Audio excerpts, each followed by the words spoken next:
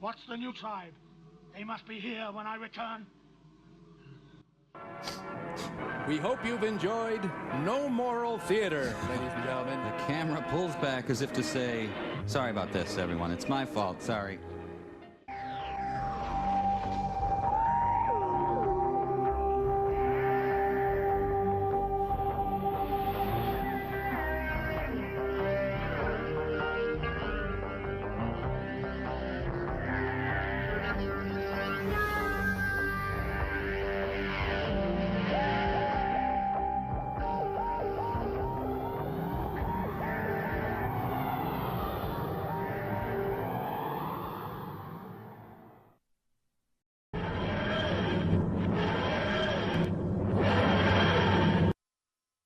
Welcome, firemakers, hunters, and prisoners, to episode 543 of an Unearthly Podcast, streaming live on the 14th of June, 2025, and featuring our first re-review, focusing on An Unearthly Child, written by Anthony Coburn and starring William Hartnell as the Doctor, Carol Ann Ford as Susan Campbell, William Russell as Ian Chesterton, and Jacqueline Hill as Barbara Wright. I am Bill Sylvia, the one in black, and I missed the No Kings rallies today because my sleep schedule is so fucked up it was just not possible, and I blame the 90-degree weather. With me are Alex Fireheart. Hello. And Aaron Romeo Moonberg. Hello. I'm messing with this thing because it doesn't show a white border on OBS, but it does on whiteboard apparently. Jeez. Or on the stream, I should say. The stream that I'm seeing is just showing the title card. No border. Yeah. No, I mean there was a white border around the title card. Just a thin sliver of white that was really bothering me. Oh. Well, it wasn't showing up on my app, at least not that I noticed. Okay. I rewind. Maybe I'm Probably just not. slowly going insane.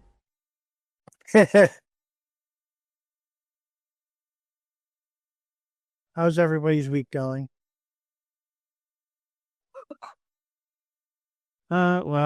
Between when we last did a podcast and now I got sick, so that was annoying. Best I can tell. You're traveling next week, right? Not already, or was it supposed to be this week too? That's this coming Wednesday. I fly. So you didn't get sick during that. No, thankfully no. That would have sucked. Yeah. I mean, best I can gather. I feel like I don't think it would have been the flu necessarily, because that would have probably knocked me around far worse. It was literally like I tried to work the Thursday, Friday, and on the Friday I was like, okay, yeah, no, I need to like take a few days, like I need to like not work Saturday or Monday so I can like actually rest up. And which the main annoying part of that was I had to miss out on a 7.5 hour shift on Sunday, which would have been double pay, which is like, that's annoying because they'd offered me that and I was like, well, we don't have the podcast this weekend. So yeah, I should probably go for that. And then realizing that I could barely get through the 4-hour shifts, I'm like, yeah, no. If I can barely get through these, I'm not going to get through that. So, and like, the funny thing being, like, 8 hours of sleep 2 nights in a row, I was fine. But, like, relatively, like, it passed, the worst of it passed over pretty quick.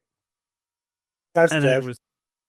then it was just mostly lots of coughing and this kind of shit. Like, it's mainly a matter of like massive temperature shift out of nowhere, and that throws my sinuses way off. So I usually get sick temporarily. I still got like a bit of a cough, but I'm not coughing up snot anymore. So thank God for that. Yeah, that's basically that's what tends to happen when I get a nasal drip. So, Yeah.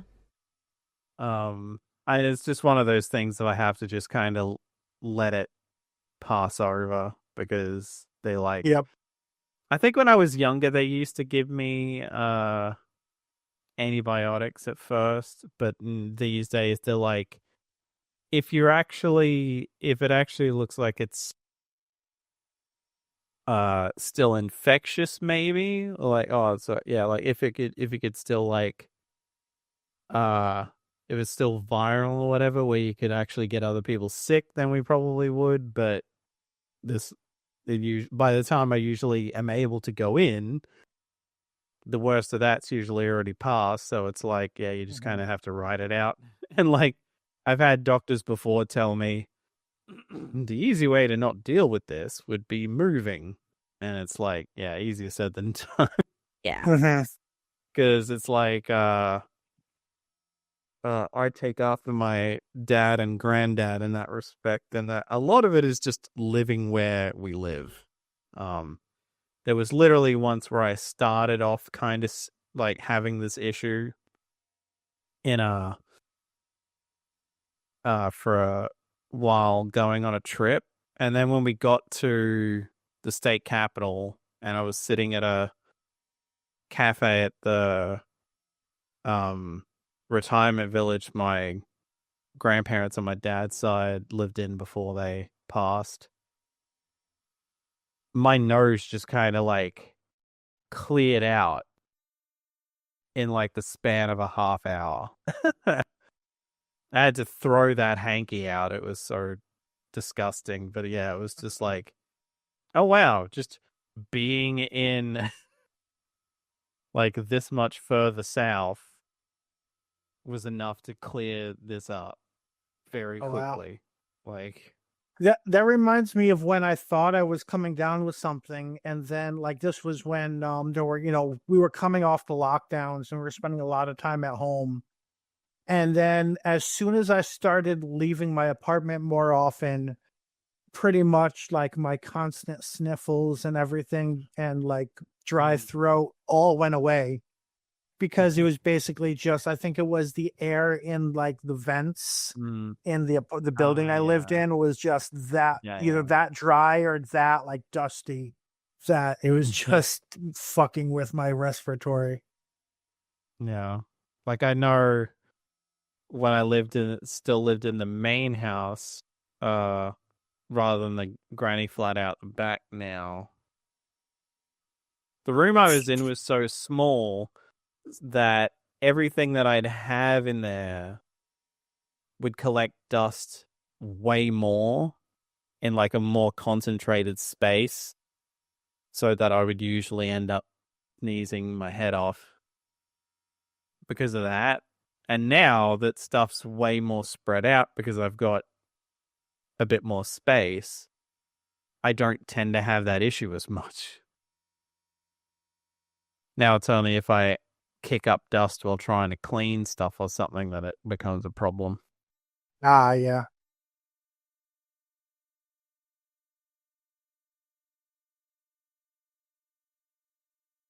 All right, Aaron, anything interesting with you?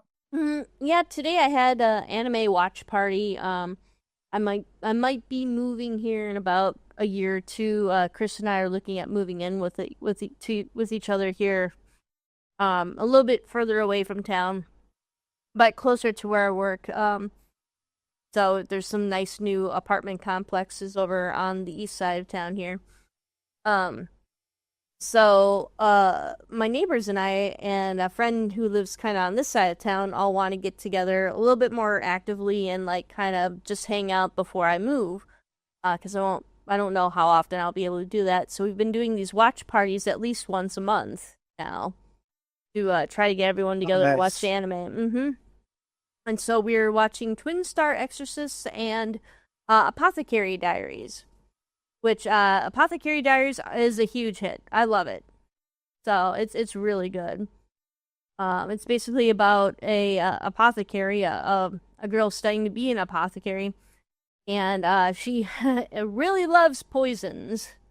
So It's and she studies their effects and like as well as the medicines and stuff for like burns and like any kind of cures for these poisons and stuff. So she winds up being kidnapped, taken to Capital City, and is kind of thrown into some of the politics there, which of course involve poisons. So she's like, hey, I kind of know something about this stuff if you allow me to investigate these instances that are going on.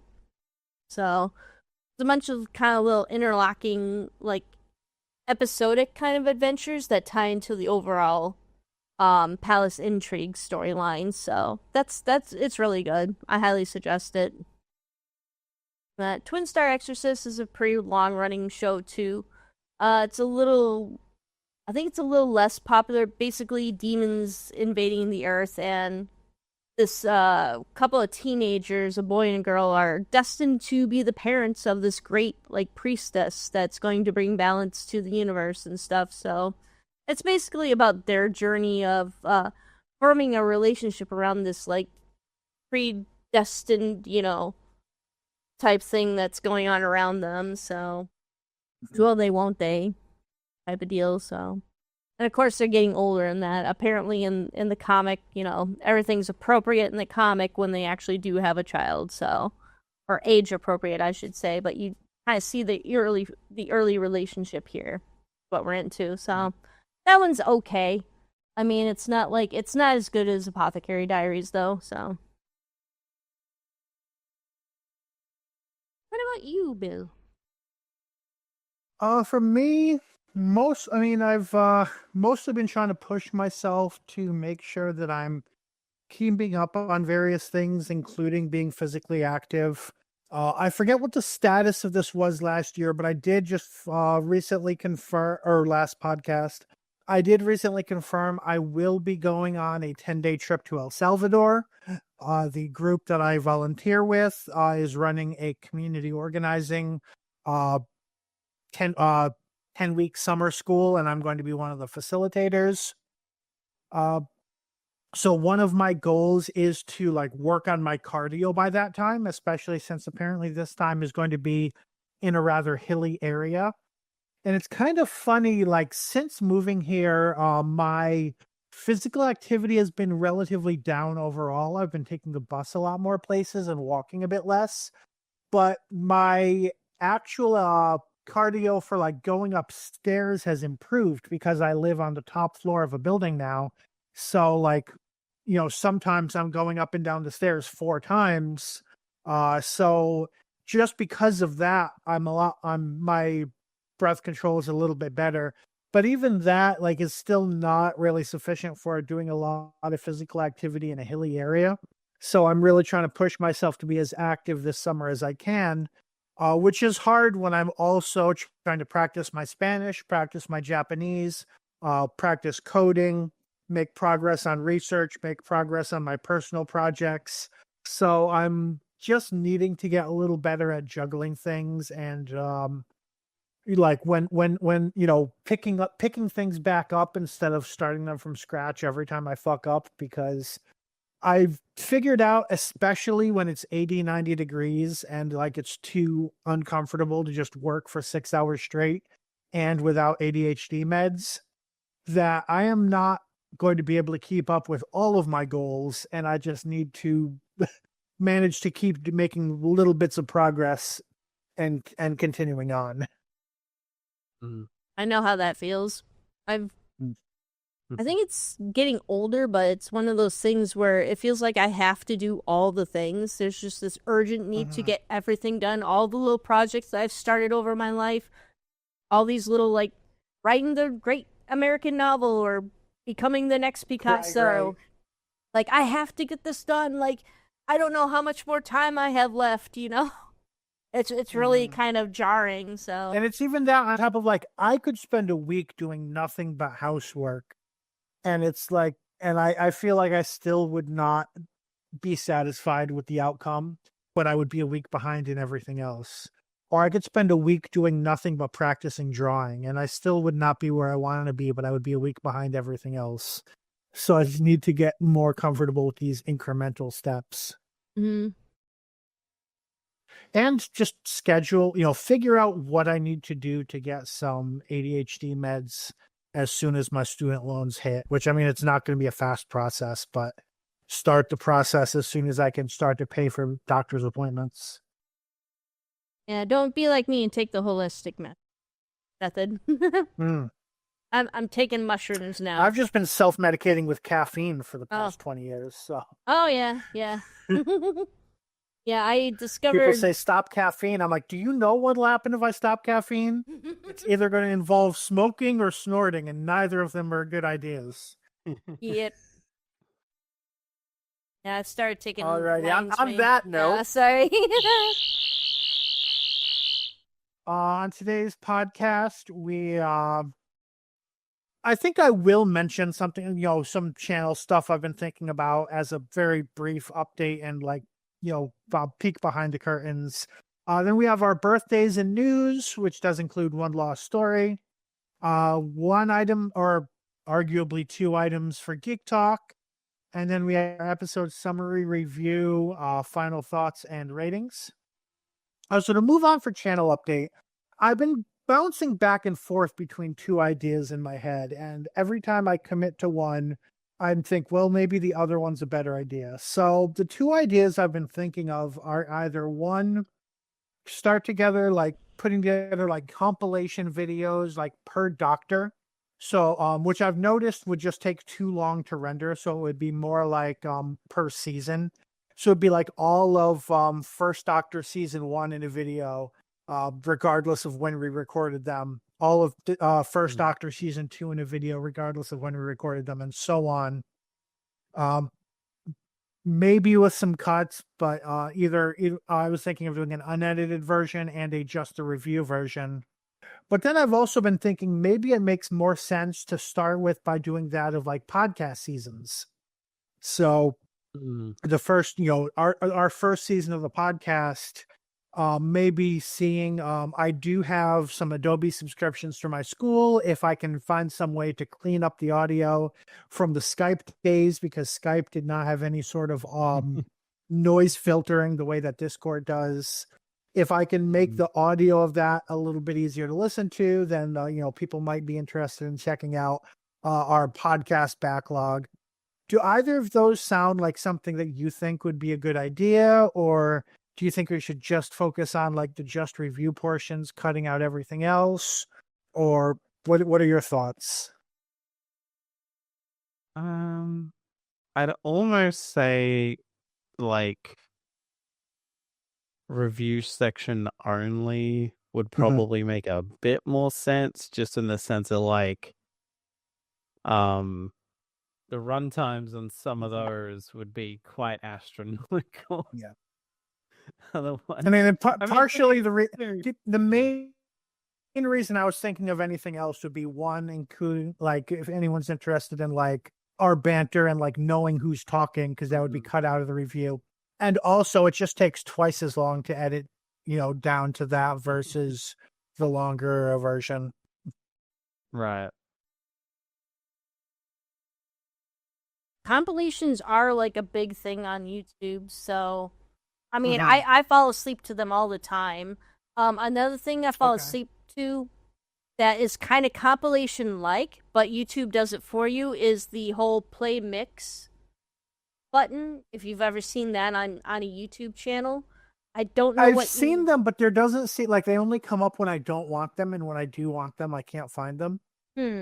I don't know what it means to have one on,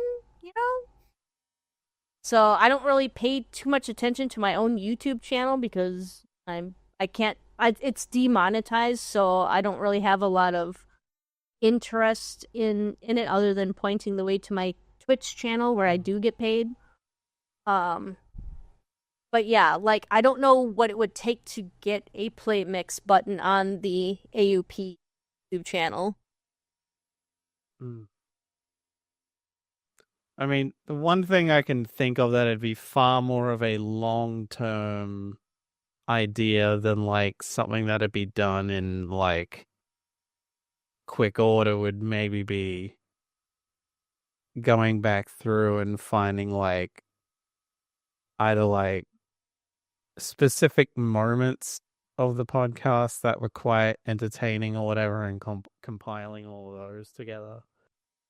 Yeah, see, or at that least would a require specific having a selection. that would require having dedicated yeah. clips and shorts time, which I tried last summer Mm. and realized that like unless I'm paying somebody or there's Yeah. That's what I somebody mean. somebody That other was- than me yeah. who's going to put in the same amount of labor that I do, it's Right. clips and shorts are just not happening. It just takes too much for one Yeah. person to handle. I mean, again, that's why I'm saying that would be more of a long-term thing that you just kind of compile over time rather than like doing a bunch of stuff at once or something. Like, I guess the only other thing I can think of maybe would be like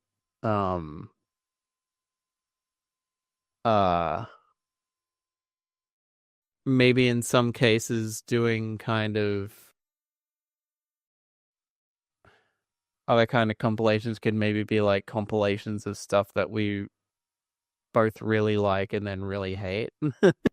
So like a good, bad, good, the bad, and the ugly type thing, like we did as like a season theme once. I could see that.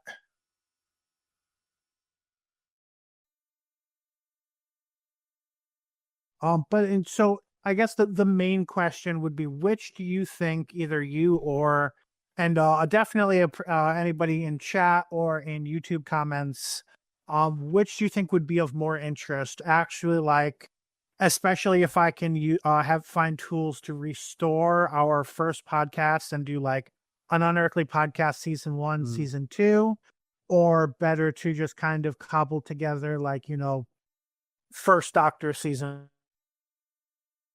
You broke off there, That direction. Bill. You broke off there, Bill. First Doctor season, and then it blanked out.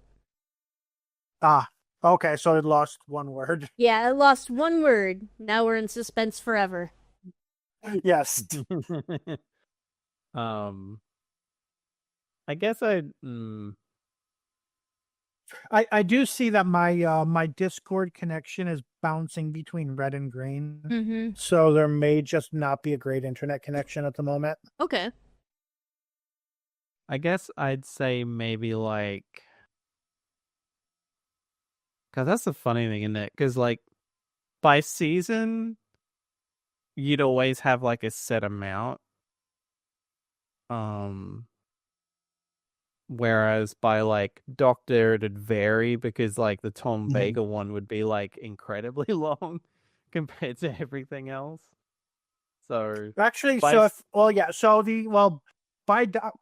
by Doctor as one video would require me to have just a dedicated computer to it. So it would still be like per Doctor season, which means that the first and second Doctor videos would actually First Doctor had the longest seasons with the most separate serials, I think, because oh shit, actually they might like 40 something episodes across. Well, no, because we don't review them as 40 episodes per season. We review them by serial.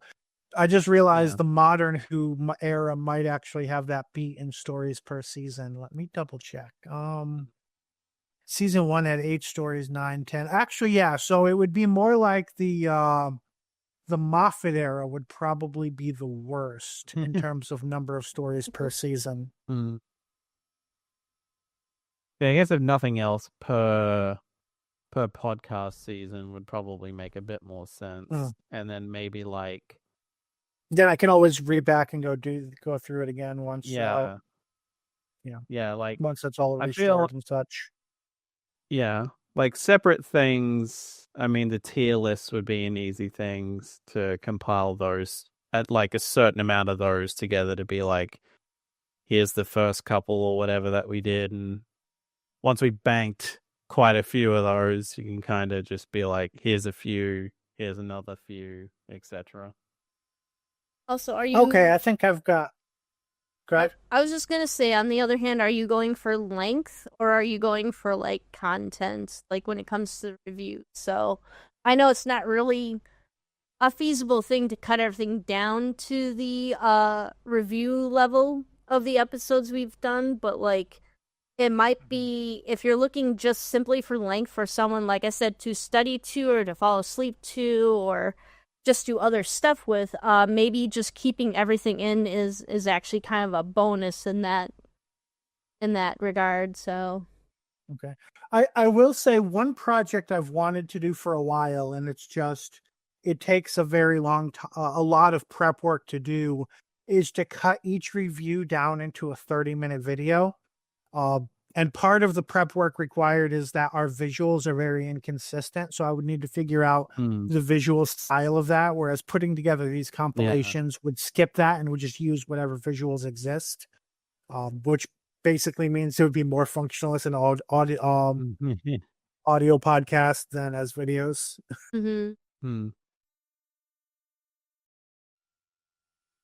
Okay, I don't want to spend too long on that. I think I've got a good impression of your thoughts then. Let's move on to birthdays.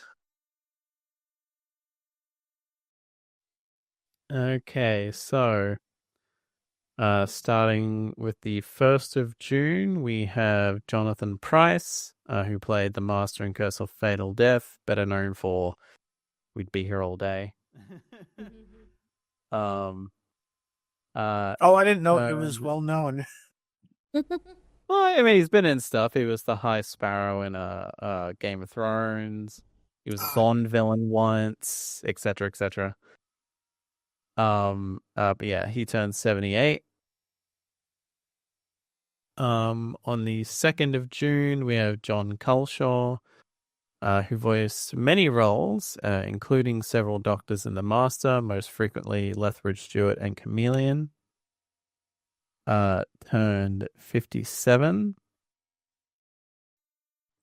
On the 3rd of June, we have Ian Gelder, who played Mr. Decker in Torchwood, Children of Earth, the Remnants in The Ghost Monument, and Zelen in Can You Hear Me?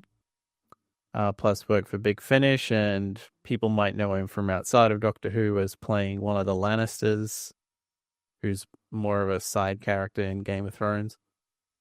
Would have been 76, but died in 2024 at the age of 74. On the 3rd of June, we have Penelope Wilton, who played Harriet Jones, former Prime Minister, from 2005 to 2008. Turned 79.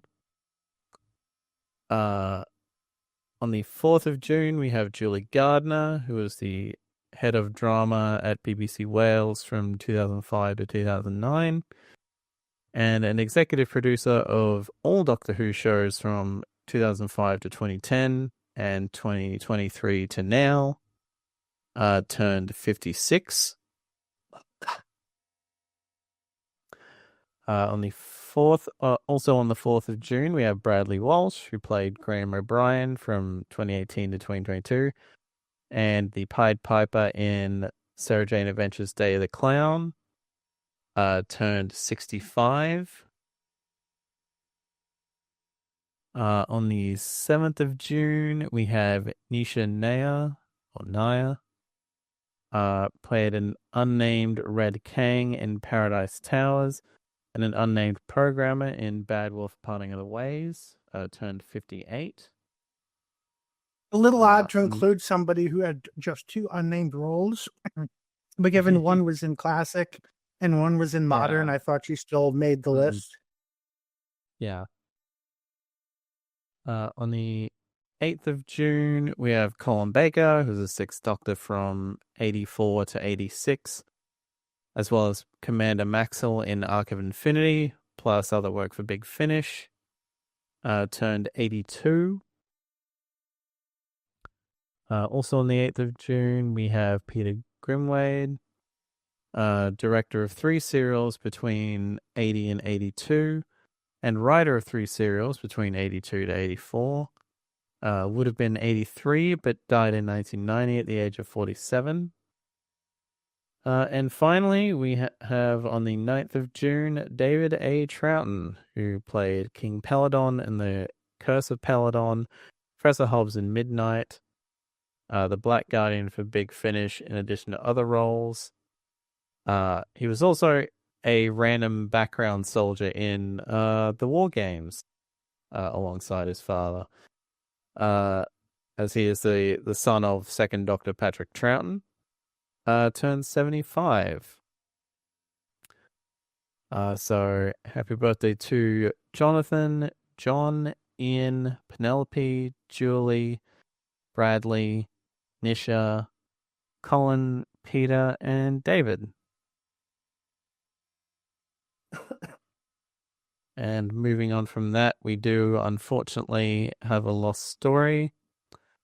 Unearthly Podcast is sad to announce the death of Prentice Hancock, who has died at the age of 83.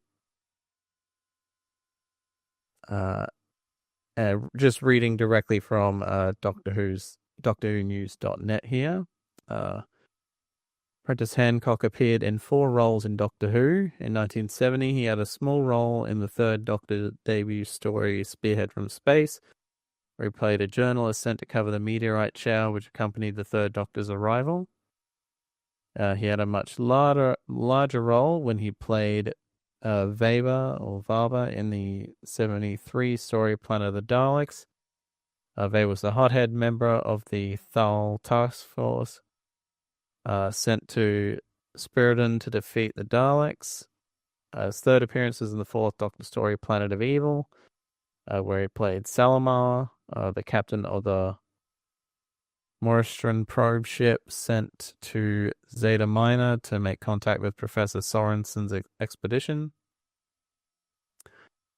His final appearance came in 1978 in the Ribos operation, where he played the Shreve captain guarding the crown jewels of Ribos.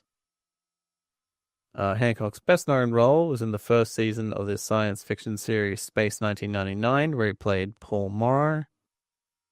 Other appearances include roles Dr. Finley's Casebook in 62 or 52.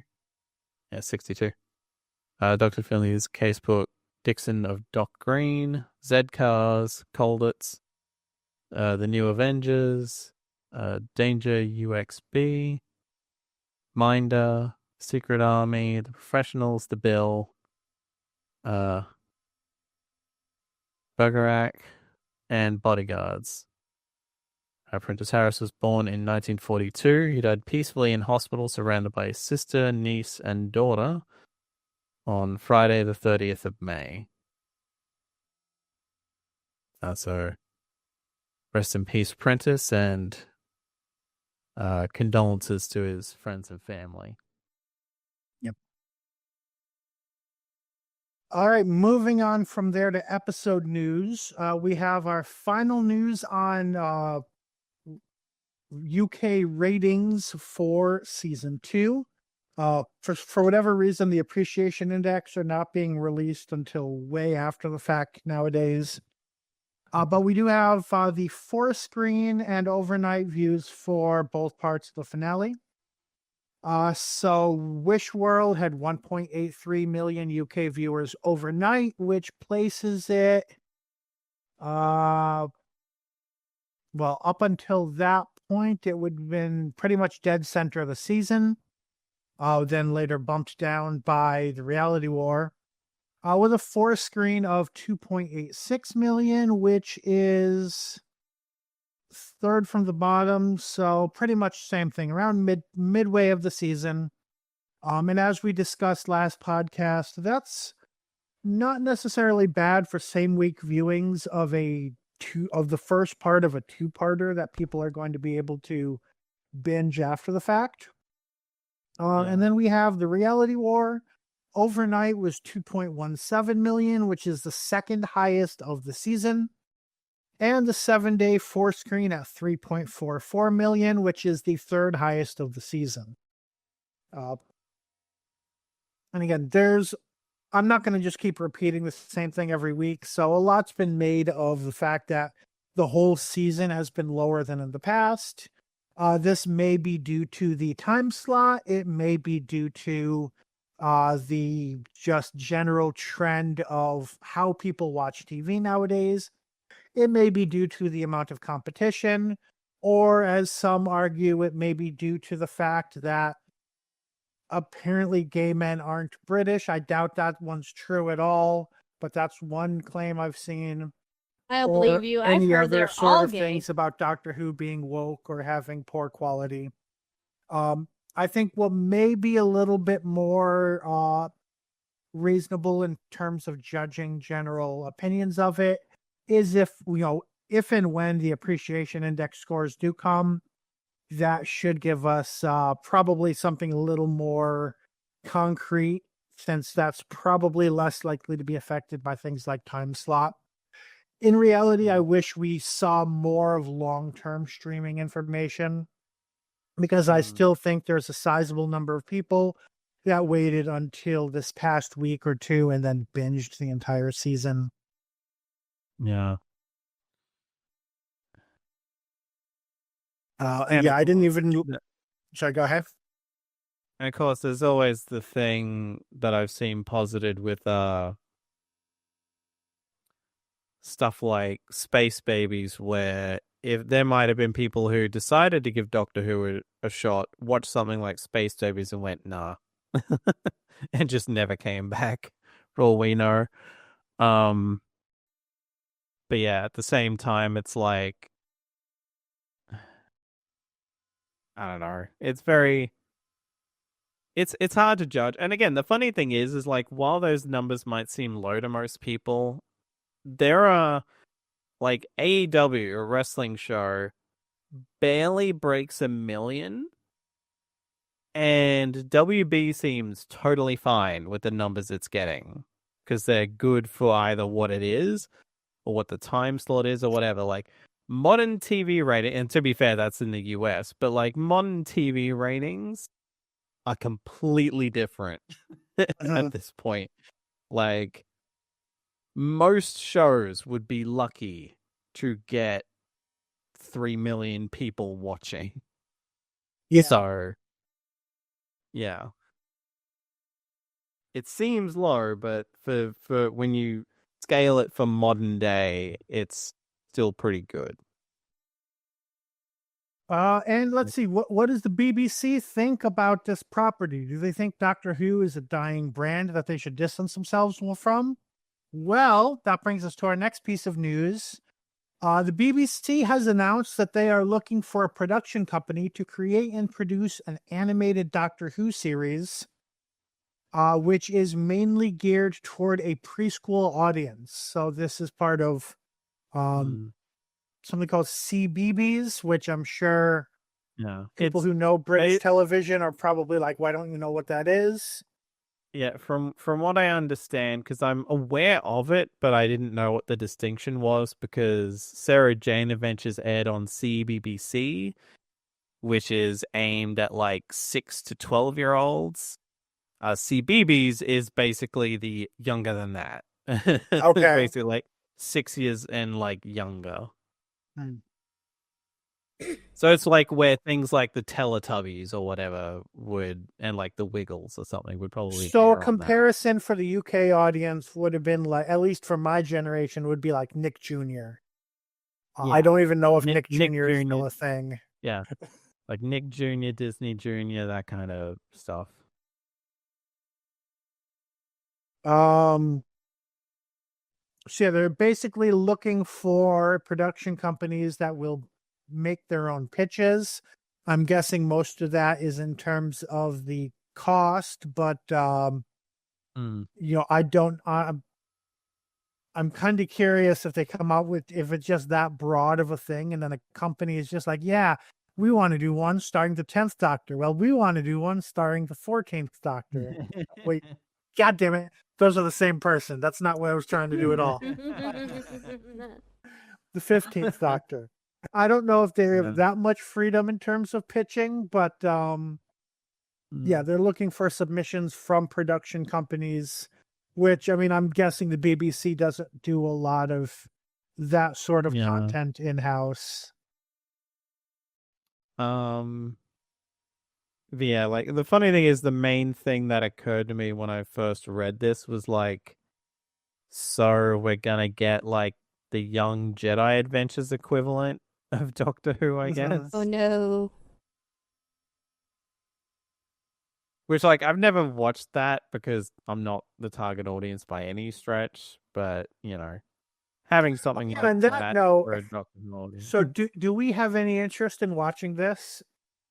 No. If it airs in To be 2027? quite honest. Like applying like critical review stuff to something aimed at like basically babies, I'm like, no, that's a bit silly. I mean, we could like We're so watch mad it. if like a year from now there's a bunch of articles where like, to understand the canon, you really need to have watched this show.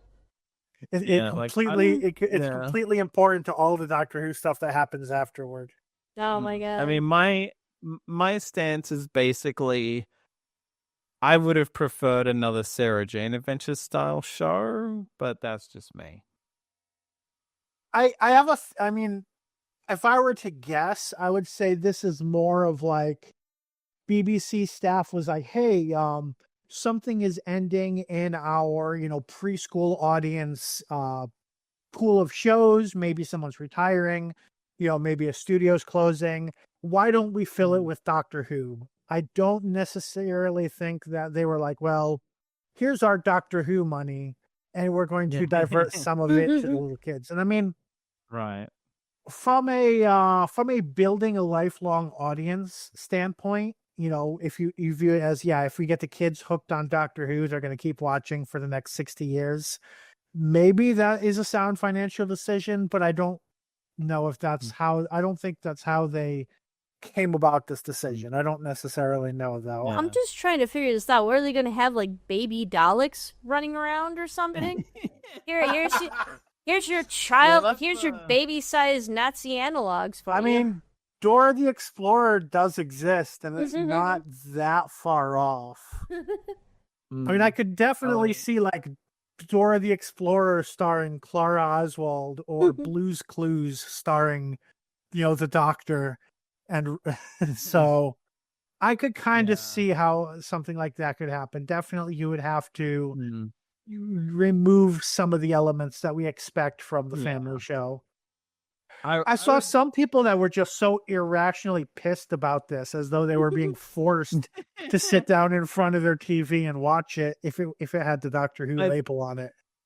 I think some people mistakenly like misread the wording of it and were assuming like, yeah, we're scrapping the main show and we're just making a show for babies now.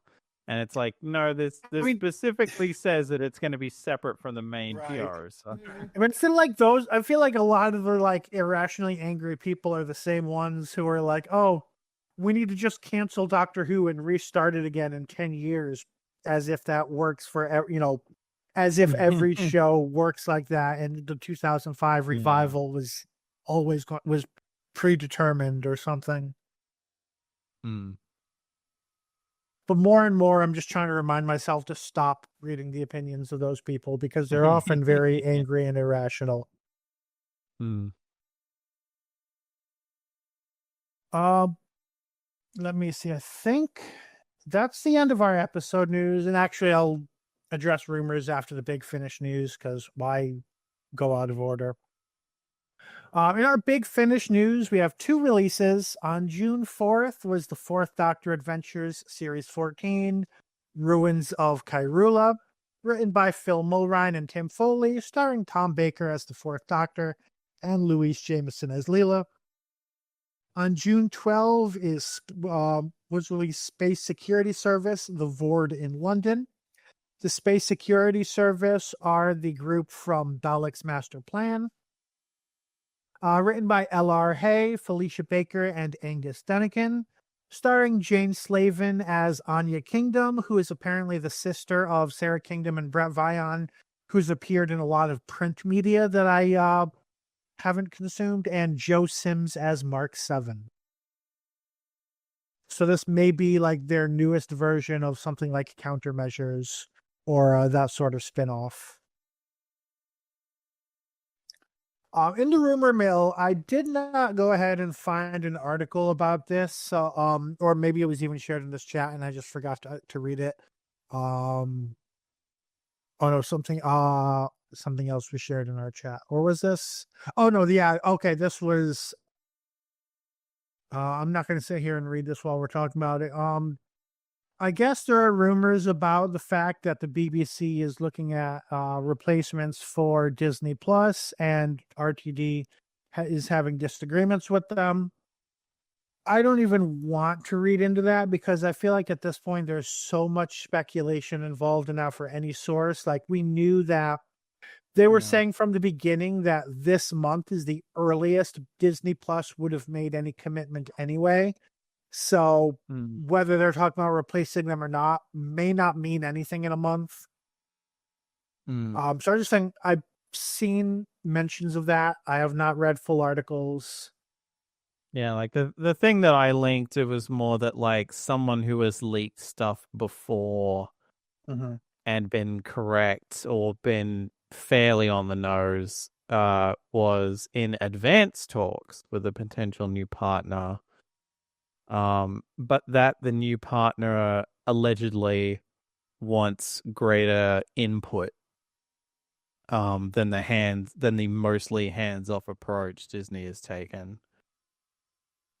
Insofar as at least being like probably not thing, but I guess to be honest, that kind of a thing would not entirely surprise me. It's like, hey, we're fronting up all this money. The least you can do is give us a little, like, let us nudge the direction of the show or something. Like, they're corporations. It's not that surprising that they'd be like, hey, we're giving you all this money. We need to be able to at least influence this show somewhat.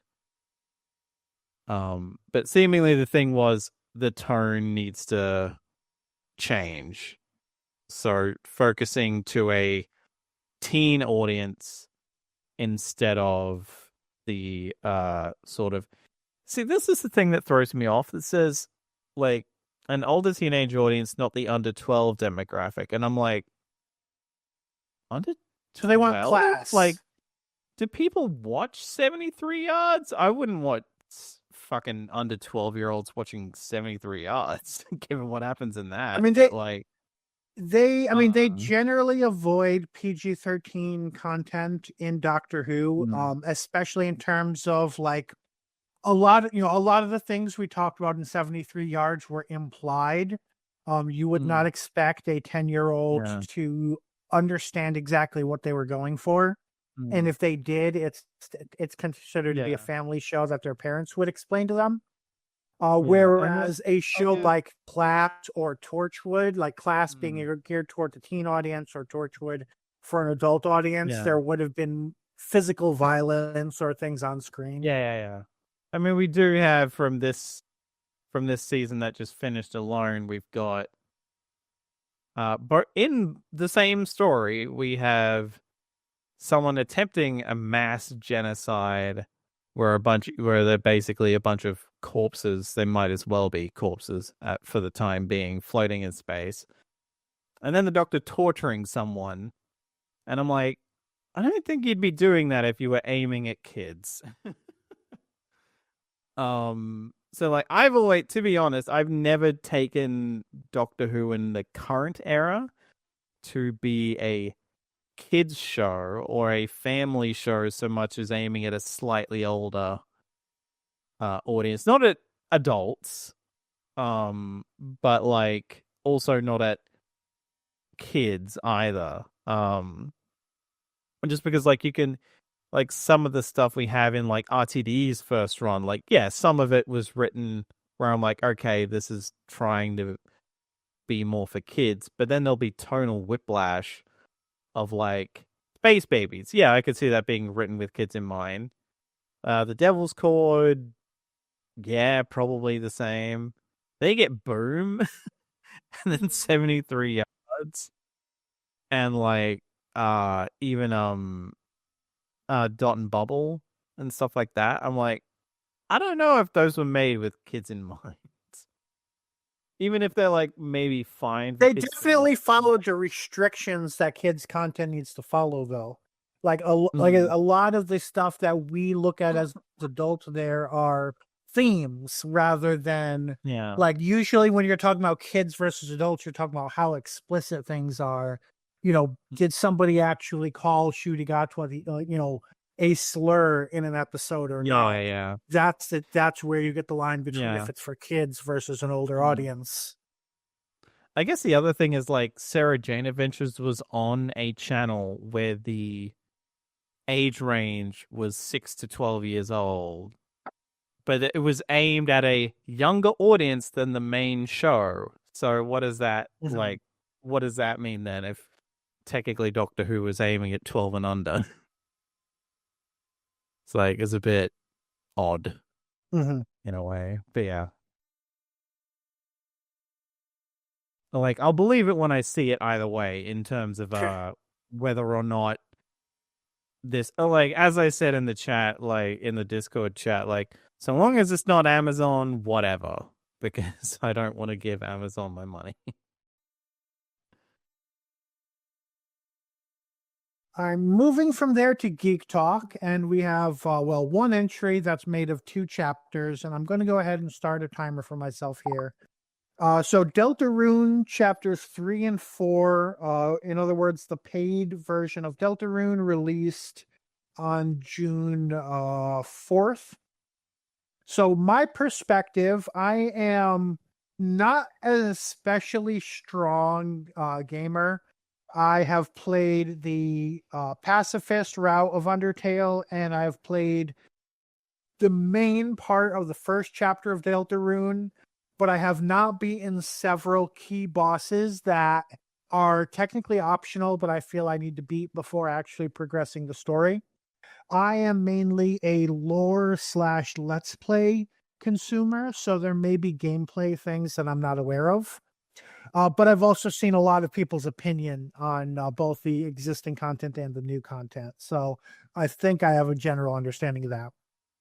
So Deltarune chapter 3 is, it's partially the introduction to the paid version, meaning that you're seeing an increase in production values from Deltarune. You're seeing like some lore drops and other things, basically saying, yeah, we had the demo, we had the chapter that was going to be fully polished, but it ended up being part of the demo. You're not in the demo anymore. You're in the real game. And it basically is wacky antics for 75% of the chapter. And then, oh shit, this got dark real quick in the last 25% of the chapter. Chapter 3 is criticized a bit because it is the least RPG, the most minigame heavy version of the Deltarune. And I'll say, if you're 100% avoiding spoilers, you've probably skipped off by now. This is a very minor thing that's very clear early on. A large part of the chapter revolves, especially if you do like the hidden content, revolves around like a Zelda-inspired minigame. So I think people who criticize it either just find the tone a bit too jarring or find it too non-traditional for their taste. But it's intentionally structured differently from other parts of the story. It does end with like the plot ramping up in a certain way. Chapter 4 is the one it's described as the most RPG-like of the chapters so far. And for the first half of chapter 4, I was laughing every few seconds. A lot of character stuff, a lot of progressing character relationships, a lot of open-ended questions about the lore. A character that people have long wondered about is introduced in chapter 4.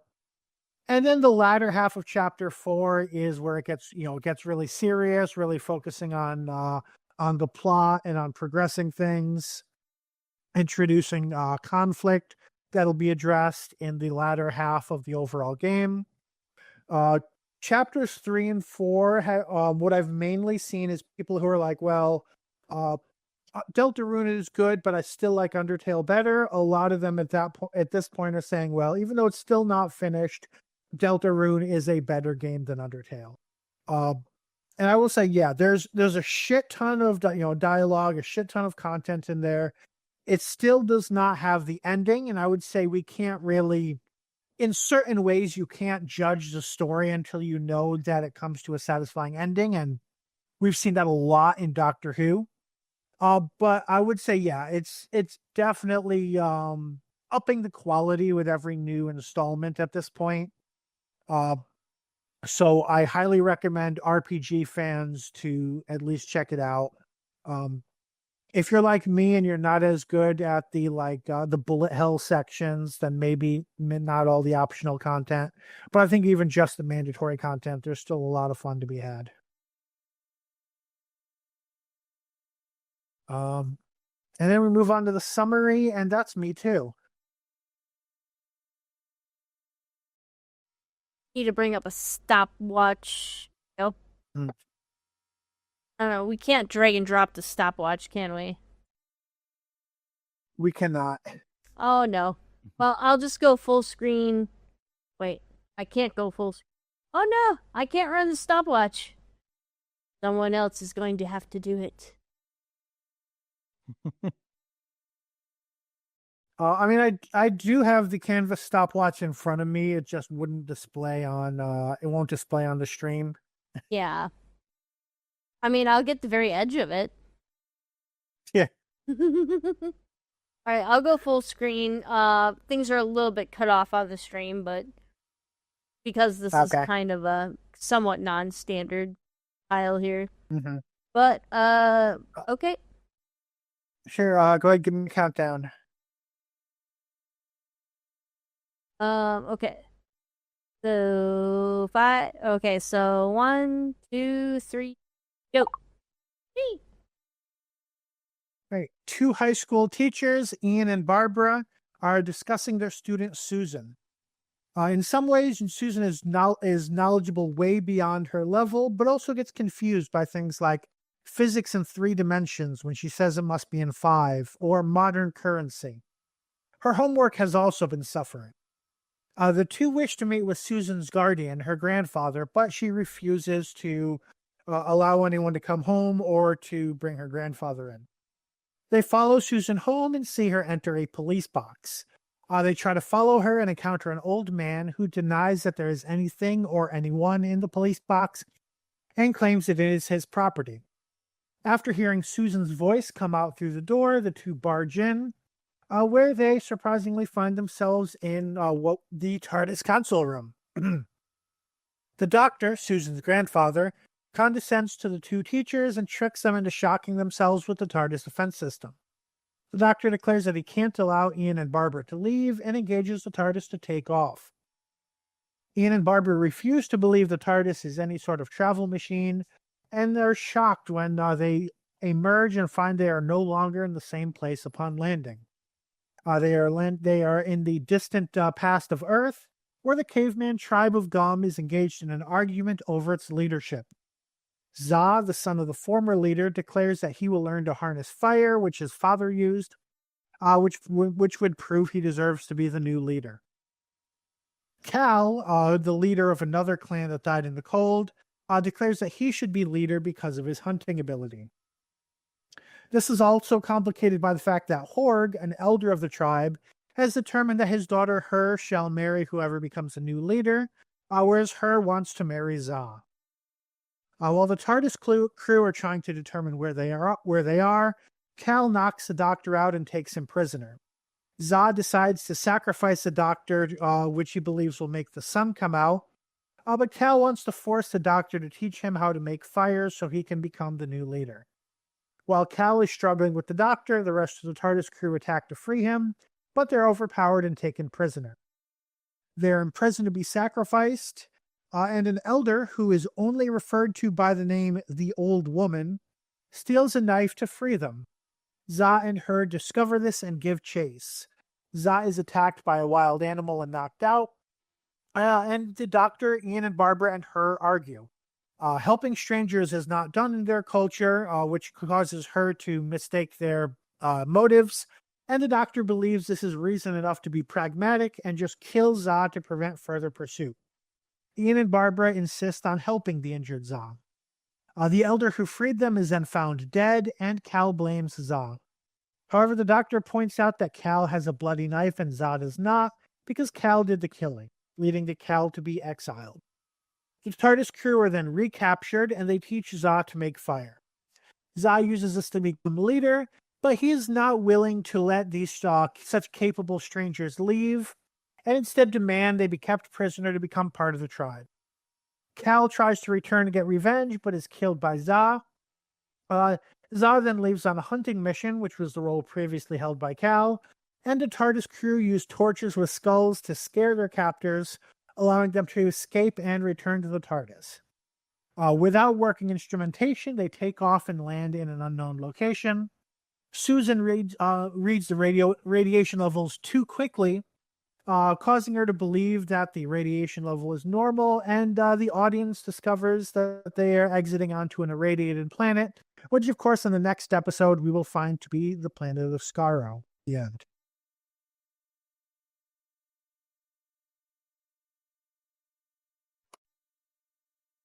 Okay, now my microphone wants to work. You did that in 53 seconds left to it, so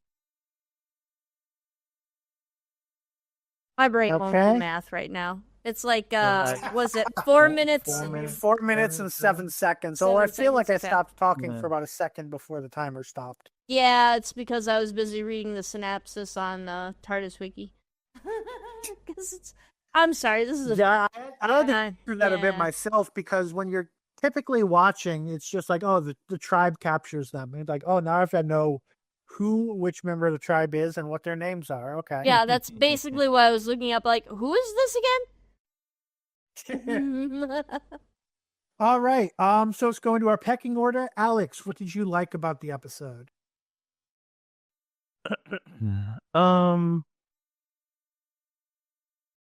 Let's see. It's funny because I'm trying to think, is there something that technically counts overall, or do I just keep it? Or do I just give it to literally the first episode? I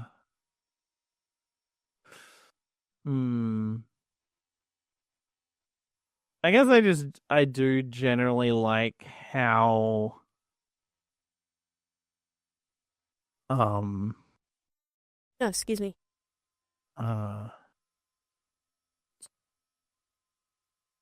Just how the Doctor is portrayed throughout.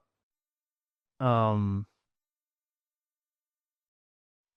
it's still so interesting to me to have, especially because, like, you really want to make the Doctor, like, hard to nail down to live up to the show name. You might as well have him be, like, not, like, have him be morally grey instead of, like, just a cookie cutter good guy to start with. So, like, you know, certain moments that happen throughout and all that is are just a lot more interesting. Especially, like, you know, part of it's the benefit of hindsight and knowing that he kind of has an arc of, like, learning to give more of a crap as time goes on. But yeah. Mm-hmm. Okay, so you like the Doctor not necessarily being doctorly to start with. Yeah. Okay, Aaron, what did you like about the serial? I actually liked the characterization of Ian and Barbara to do kind of a counterpoint to, or not counterpoint, but like to kind of go with what Alex was saying. They provide a clear moral standard to judge the Doctor by. They are the good guys. They are trying to do what's best for Susan. Ian stops the doctor from actually trying to murder the Za when he's injured, because he doesn't want to be burdened by an injured person. So, yeah, it's I just think that it's nice to have that clear understanding of good versus not necessarily evil, but not so good. And that these people know what they're doing. So, and you can trust them. You feel like you can trust them. And yeah, I don't know. I think they're kind of the better part of the serial. They're kind of the more interesting. They're not afraid to fight for. They're feisty. They're not afraid to fight and get in the doctor's way and get into confrontations with both the doctor and even sometimes Susan too. So, yeah, it's almost like Ian and Barbara set the stage for a lot of the morality that the Doctor follows in later incarnations, which is part of why I kind of don't want to see them try to do a lot of stories with the Joe Martin Doctor, because I feel like they would have to be like, oh yeah, this is the Doctor. This has to be the character we like straight off the bat. And whereas we see in this season in particular, that's not always true. Like the Doctor didn't come, fully formed and as a superhero.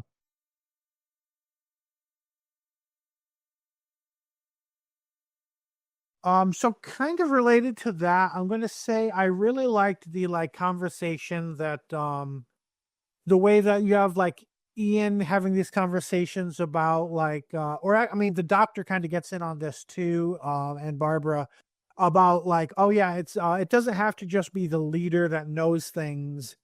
Everybody can know, and it's actually to the better of society if everybody works together. And one person, can be stronger than just one tyrant. Because it's in a lot of ways, this story mimics classical, not really well researched beliefs about cavemen were just violent all the time and this and that, whereas people who study survival of society are well, it's the societies that learn to work together and learn to care for each other. Those are the ones that survive and don't just die off. Those are the ones that are basically what we understand to separate humans from animals. So this idea of everybody working together that's the way to progress the tribe, is a way of kind of connecting that in there through the characters.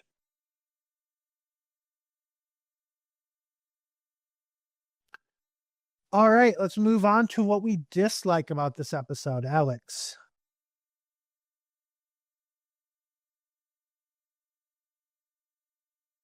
Oh, I think Alex is away. Yes, Alex is away at the moment.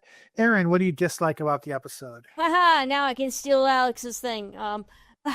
So I'm gonna go with the constant cycle of capture and escape. Oh, we've seen this before in classic Who, and it's just. I mean, no, we haven't, because this is episode 1. Well, yeah.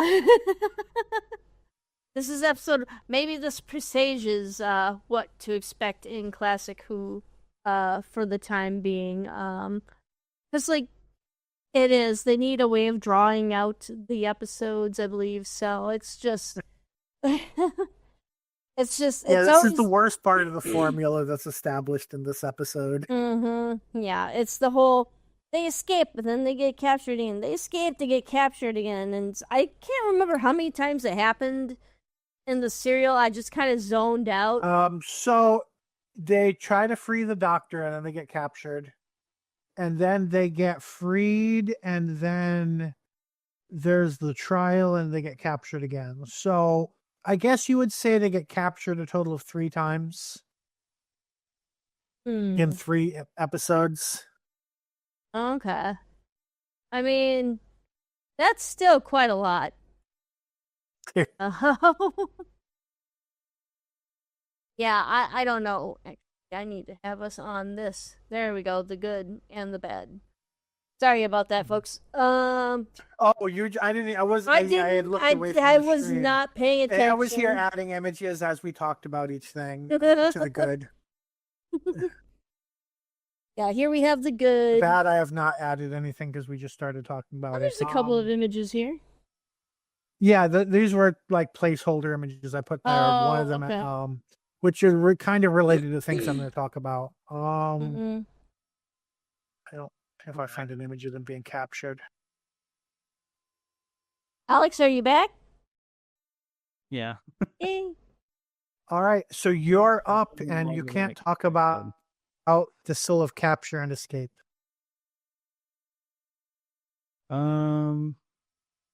So we're on the what we dislike. What we dislike, yeah. So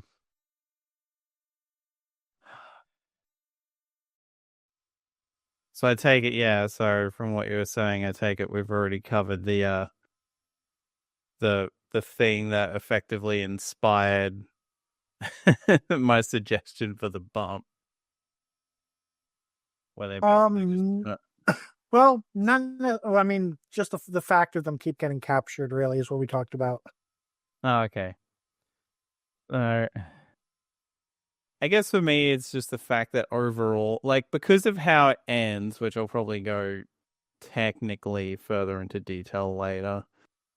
The fact that this does kind of feel like, oh, so we learned nothing. So what was the point?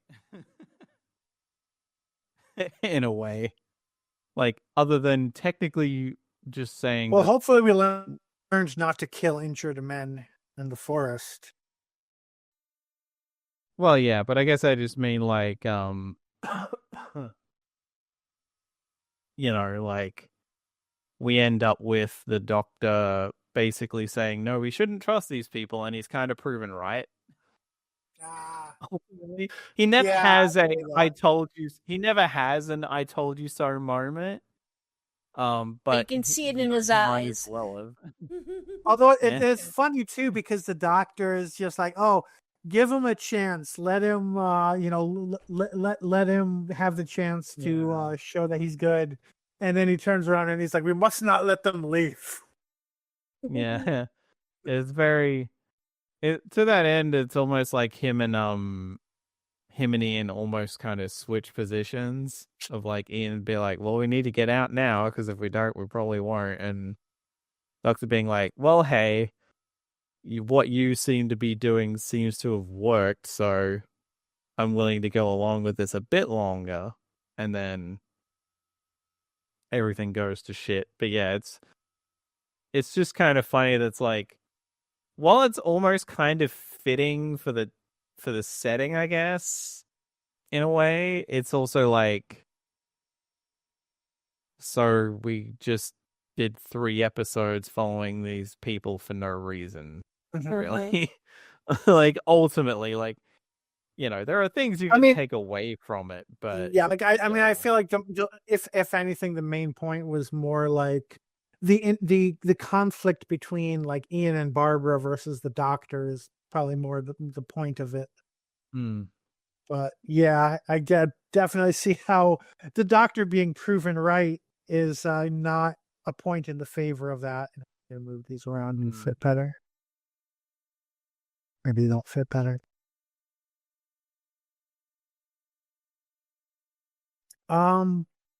But yeah, so my thing is just the direction they went with the guest cast, and that is probably, I think, why maybe the capturing as well, and but why this episode has such as poor a reputation as it does. Like there are lots of episodes in which they get captured a lot, but there are not a lot of episodes in which the guest cast has names like the old woman, or they spend the entire episode speaking in broken English. And like the closest comparison I can think of is the Web Planet, and our reaction to the Web Planet was it's Tribe of Gum except worse. So that doesn't help this out. But yeah, the premise of they're in Stone Age and they're dealing with these things, I can kind of get, but like at least name your characters and maybe give them proper, like, actual dialogue that people can stand to listen to. It's Mm. just a slog to get through some of the scenes when Yeah. it's just the tribe because of it. I mean, at least they're talking in more than like complete broken English like you would normally expect. Which is kind of a double-edged sword because I'm like, they're pretty eloquent for cavemen in some of these instances. But, you know.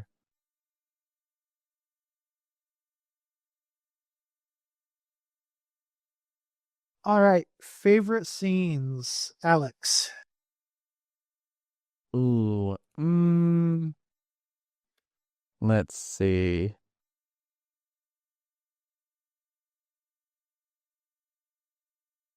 Where are we again? Oh, whoops. Ah, yes.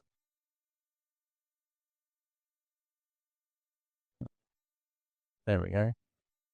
So yeah, I'm gonna go with the scene of Ian and Barbara confronting the Doctor outside of the TARDIS. Where he's just Introduction of the Doctor. Yeah, basically, yeah, like the whole thing of him trying to ward them off and be like, no, you didn't actually see that. Sort of, in a way, funny way, kind of gaslighting them to try and get them to go away. I mean, to be fair, that's not something the Doctor ever stops doing. Right, yeah. But like in terms of like rather than and like the tone it takes being him not being like super pissed off at them or anything is just like underneath he's probably like, will you just go away, god damn it. but outwardly he's trying to present as kind of like nice and jovial. I don't see nice and jovial. Oh, well, I guess the joke I usually make is that he comes off a bit Yoda before Yoda existed-ish to start with. And so far as like he's not absolutely like ripping them a new one by any stretch. He's mainly just kind of He's not as bad as the episode we're going to look at next week, but yeah. Yeah. But yeah, it's like, I guess it's like it keeps up that layer of mystery and that of just, you know, but also just, yeah, he's like, okay, yeah, go get the cops, I'll wait. mm-hmm. Like, you know, as opposed to just, which I kind of wonder what his plan was there. Was he going to just try to take off before the cops could arrive? I would assume so. Is that the idea is he's trying to get them to leave so he can quickly duck in and go.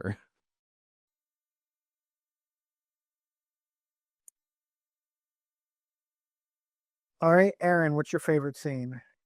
It was one that I didn't catch before, and I was actually able to I was paying attention close enough. So, they're on the TARDIS, and the Doctor walks around, and Ian calls him Dr. Foreman, and the Doctor turns and is like, Doctor who? So let me see if I can. I know there are there are screenshots of that scene. Let me see if I can find it. Yeah, I thought that was just. I've never noticed that before, and I've seen the Unearthly Child a couple of times at least, and I just never caught that. So I thought it was really kind of fun and cool. And yeah, I think definitely. It's in. Is that the one that's in episode 2? Because I think I was trying to find it in episode 1 yeah, time, and I couldn't find it. Yeah, and it's because it's in episode 2. Mm-hmm. Yeah. Found it.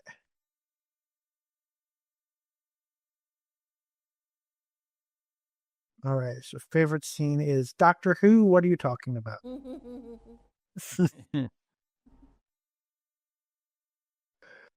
So for my favorite scene is also a scene with the Doctor, and that is the Doctor. Basically the trial, the Doctor being like, well, there's no blood on that knife. This is a bad knife. It does not show what it has done. You know what? Like, in this sort of setting, like you could almost get away with that. The doctor's like, well, what about your knife? It has blood on it. It shows what it has done. So that was, even though you're not getting, even though you have Ian giving like the doctor speeches about helping one another and about everyone, many being stronger than the one, you still have the doctor being clever. And, and I think that makes sense for the conceptualization of the show. The doctor is not a moral authority in this era, but he is a clever person. He's, the scientist inventor figure. So he's doing the Sherlock Holmes thing in this moment. And I thought that was a really standout moment for a character who was mainly an antagonist up to that point. Least favorite scenes? Trying to see if I can find something more relating to it. I already know what I'm going to say, and it's something that was already said like during our first review of this in 2012. But it's still what I have to say.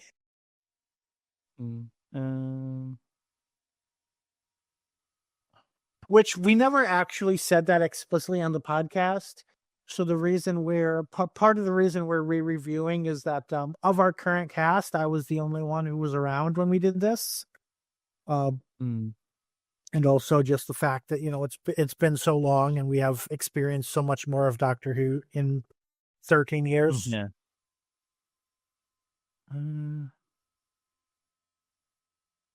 Can't find one for the specific scene, so I'll just go with the image that at least gets the characters across. Where are we?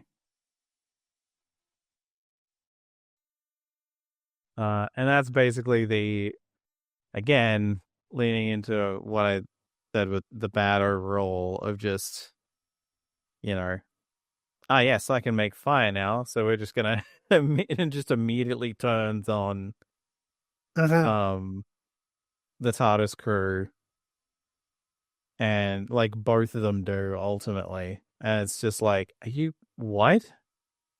Like, why? Like, it just... Aaron, don't forget next slide. Oh, yeah. God, what the hell is going on? I'm paying attention to my notes. I'm sitting here looking at my own notes and not paying attention to the stream. Jeez. I'm also pretty tired with the whole socialization thing going on, so... But yeah, just like... It's so... It was like... I assume it's probably supposed to be frustrating, but it's still just like... It's not a, like... It's one of those, like, I guess it narratively makes sense somewhat, but also, like... It just isn't satisfying. It's just like, okay. Like, there's a reason the movie with Peter Cushing just went, you know what? Let's just skip straight to the Daleks. Right. Mm-hmm. Okay, Aaron, what's your least favorite scene? Yeah,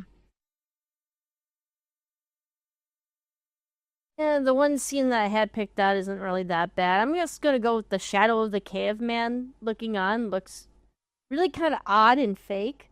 Like, at first I thought it was a mannequin that they had just stood up on stage with, like, the really wide fingers and everything. It just looked so unnatural, but I guess, it's supposed to be caveman, so... Well, when was this? This is at the end of the first episode, where they first land in... Oh, I think I know what you're talking about. Yeah, it's just in the, the credits show up just shortly afterwards. Is that the shadow you're talking about? Yeah, only the fingers in the video I watched looked like they were more widespread and stuff. Actually, no, it's on the other hand, maybe. But yeah, it looked like really weird. No, for some reason, OBS is not capturing the image that Alex put there. That's weird. Yeah, not sure what's going on with that. I don't know if that's a Canva issue or an OBS Oh no, issue. that's a Canva issue. I'm not seeing any other picture there. I'm only seeing. Can you refresh I wonder- without breaking things? Oh, let me see here. Boing. I've I don't noticed know if Canva one- takes a lot There of it is. graphical resources. Okay. Yep. So yeah, maybe it's because when I put it on there, she wasn't on the scene, so it didn't show up. Like maybe Canva's weird like that. Weird. Maybe. Okay. But yeah, that's the scene of the caveman's shadow that just looks awkward. Like the legs look really kind of skinny, and it looks very kind of deformed. Which I guess it's kind of supposed to. It's supposed to be kind of symbolism for, they're kind of human but not quite human yet. So I'm curious how they shot that specifically, because it's very clearly a miniature that's not the actual physical TARDIS. mhm. So it's like, did they make a miniature like of a clay person and then just like shine a light on them? Oh, that might Or be what it. did they do? You can almost see it move though. I think. Hmm. I think it is actually just kind of a person standing there at some point, because you see like the fingers kind of separate sometimes on the one hand. Oh, okay. Or shift, but yeah, at least on the second episode. So maybe it was the first episode they used a clay figure, and the second they used a person. Maybe. But weird. Yeah, it was just awkward. It's so hard to tell how far that shadow even goes, because it gets to like where the head should be, and the shadow just keeps going. Mm-hmm. But I'm not sure if that's supposed to be something else also casting a shadow. I think that's mostly supposed to be like the shape of the ground, but yeah, it's like an Ithorian head there. So my least favorite scene is anytime the tribe is talking amongst themselves without the TARDIS crew. And it's just they're shouting at each other in broken English, and it's just, I can't imagine this is the most engaging way they could think of to tell a story in 1963. Mm-hmm. Yeah, I mean, I remember like in Diamanda Hagen's Crick Guide Classic Who, she makes a joke of like, I was like, God, it was an amazing first episode, but then after the next three, it's a wonder that it kept going. Yes. And that is why, like you mentioned, every the novels, the movies, they tend to just show the first episode and then skip to the next serial. Yeah. Or I guess the first episode and a half. All right. Final thoughts. I'll say this had been like for this specific podcast, this is the first time I'd ever actually watched anything beyond the first episode of this serial.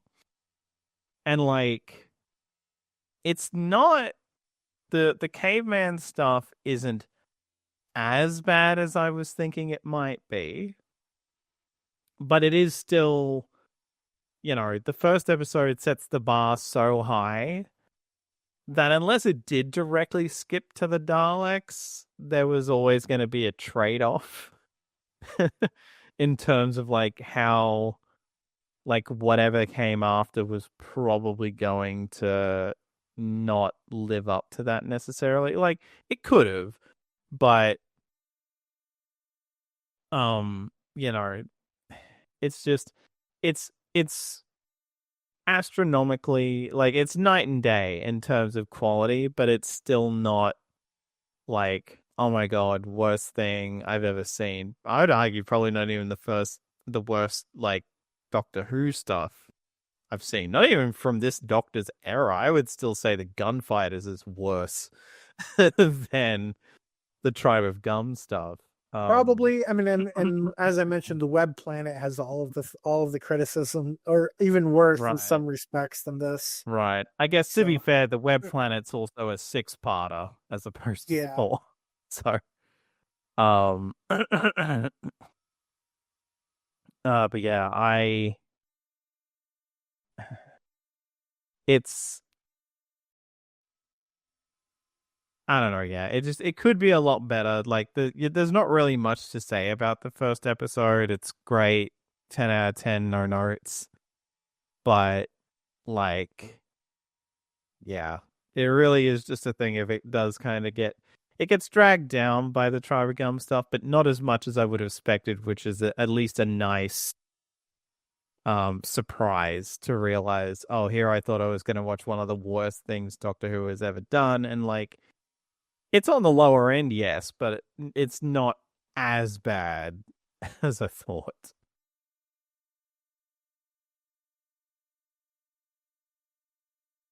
Okay, Aaron, Um, pretty much an Aaron, amazing. slide.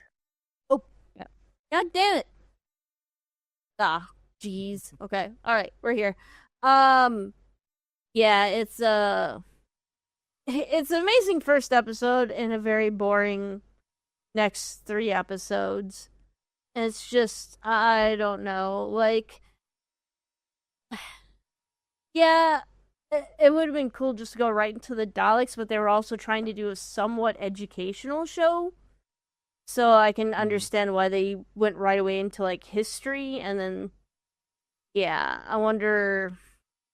I can't quite remember what anyone has said about like the what do you call it, the ratings for Tribe of Gum stuff, but like I know that they introduced the alien and space travel kind of part of the show as a way to kind of bolster ratings, because like the historical stories were kind of dragging already. I think they really only had Tribe of Gum and I don't know before Daleks, yeah. So, and I think Oh. the Daleks was the only other episode that was like ready to film at this point. Like the Sunmakers was canceled, and then Marco Polo was not ready yet. They ended up slotting Edge of Destruction in like in between, and that was by the script editor. So I think they just had the Tribe of Gum and the Daleks available, and it was, I don't remember, I'd have to go back and check, but it was Sidney Newman or somebody did not want like to start off with like weird aliens right off the bat. Yeah. So they didn't want the Daleks to be in the first serial. Yeah. Ratings. So the AIs for this story were 63, 59, 56, and 55.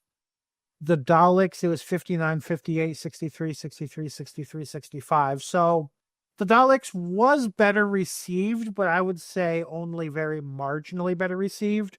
Overall, this entire season is in the 50s and 60s. And I think it was a different scale than now, so it's not necessarily comparable to today. Viewers, viewership was down of the first episode, but that's to be expected because there was also the Kennedy assassination and everything. Okay. 4.4, 5.9, 6.9, 6.4. For the Daleks, it was 6.9, 6.4, 8.99. So once the Daleks were introduced, you saw the ratings climbing from the 6 millions to like the 9 and 10 millions. Part of that is, of course, it becoming a show that people knew to tune into. But definitely, like, the Daleks became a massive success. So, yeah.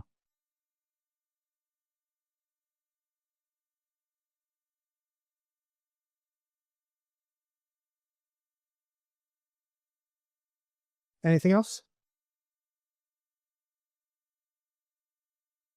No, I think that's everything for me anyway. Okay. So for my final thoughts, I mean, as we said, the first episode was great. Funny enough, we barely talked about the first episode during our actual review. We didn't talk much about like how Susan was introduced and everything, but I mean it's a classic scene. We did actually during the favorite scenes, we talked a lot about the stuff on Totter's Lane and in the TARDIS. But even before that, right, the stuff in the school is kind of classic. The educational aspect is very weird with this particular story. Like, there's almost more mythology than fact about cavemen, and I was almost going to do like a fact check on like her and the marital rights. But I could find more like debunking certain things that I could actually find if anyone's saying, yeah, here's something that we have evidence of actually happened. There's a lot of stuff out there that basically is backing up whatever beliefs the original researcher had about gender roles, and not a whole lot of like replicated consistent stuff that I have been able to find, especially in the era, especially in this oldest era, when even we don't the language that they may have spoken we don't even necessarily have, unless it was Proto-Indo-European maybe, which I'd be interested in like doing like grammar thing and seeing if they had the grammar even reasonable. But yeah, most likely I kind of doubt that they did the like, if you have a woman who's the elder of the tribe, you're probably not a society where the man is just giving his daughter to like the person he favors the most. The earliest things that I've read about that like talked about anything like that and had any sort of science behind them was more like you would give your daughter to another tribe in exchange for goods, as a way, to like expand and diversify the gene pool and to like encourage trade with other tribes and things like that. But I honestly don't even know how strong those findings are. They did not do the whole like, oh yeah, they bonk a woman over the head and drag her back to the cave. Thankfully, they were a little more accurate than that. But I honestly would struggle to call anything here history and not just mythology. Yeah. If anybody is an expert in that era and happens to listen to this, I'd really like to know what like actual historians say, because most of what I would follow would be more like gender anthropologists and stuff and such. Behind the scenes stuff we already kind of talked about. And yeah, other than that, we have ratings. So in our original review, we really kind of came down to the idea that the first story was so good, the first episode was so good, and episodes 2 through 4 were so bad that we could not give just a single rating. And the panel, which was me, Ran, Matt, and Flynn, gave an average of 4.88 to episode 1 and of 2.75 to episodes 2 through 4. So our question, first of all, is, do we think that is how we're going to rate this, or do we think it's possible to give a rating to the whole serial? I feel like we've talked about it in a little more holistic way. We didn't really talk about it as being split, but what do you two think? It honestly does feel like two separate stories, to the point that I feel like it makes sense to rank them separately, but also if you want to rank them as one thing, I don't mind. I hate to rank them as a whole, because then that's going to bring down the first episode so much, and it doesn't deserve to have that baggage around its neck. Like it actually is a really cool introduction for everything. So for the Doctor and the TARDIS and Susan and like so many, it's iconic. So I would go with an Unearthly Child having its own rating, and then Tribe of Gum gets its own. Okay. So with that, Alex, what are your ratings for both of them? I would say for An Unearthly Child, on its own as a single episode, I would give that a 5.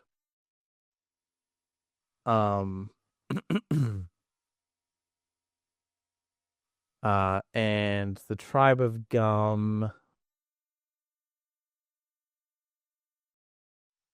You know, under normal circumstances, I would probably be slightly meaner, but I think I'm actually going to give it a 3. Okay, so 5.0 for episode 1, a 3.0 for the rest of the story, averaging out to a 4.0.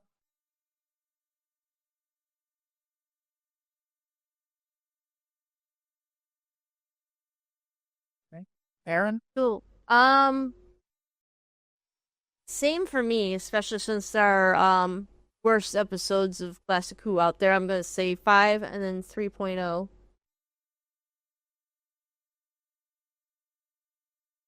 And then yeah, I mean that's what I gave it back in the first place, and I kind of agree with that. Do I think is it a 3.0 or a 2.5 though? That is the question. Yeah, I understand wanting to give it a 2.5. I would have, like Alex said, if I were meaner, I would have given it a 2.0, 2.5. But there are worse things out there, so.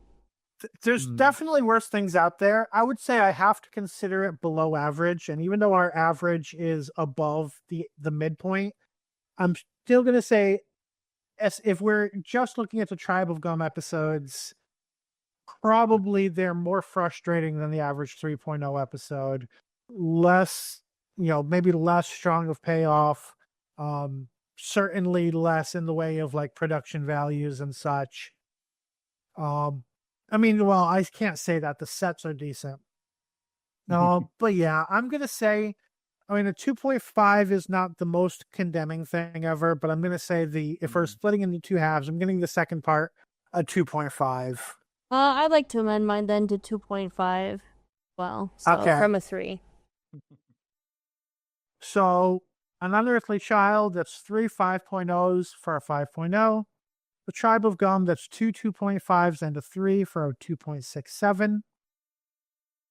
Comparing that, what do we say? 4.88 and 2. So our Unearthly Child is slightly higher. That's mainly because Rand gave it a 4.5 in the first place. And then Tribe of Gum, we are slightly lower,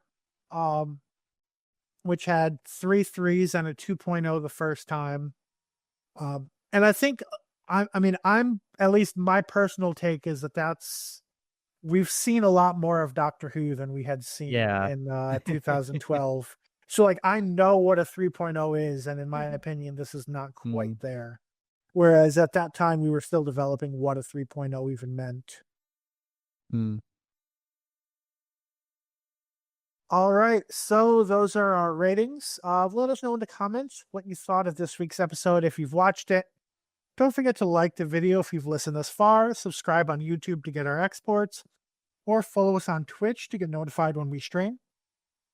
Next time, we will have a bit of an unorthodox podcast, and we may cut the news short as a result. So we're going to look back at Season 2, and we're also going to continue today's conversation with an Unearthly Child pilot version, written by Anthony Coburn, and starring William Hartnell as the Doctor, Carol Ann Ford as Susan Campbell, William Russell as Ian Chesterton, and Jacqueline Hill as Barbara Wright.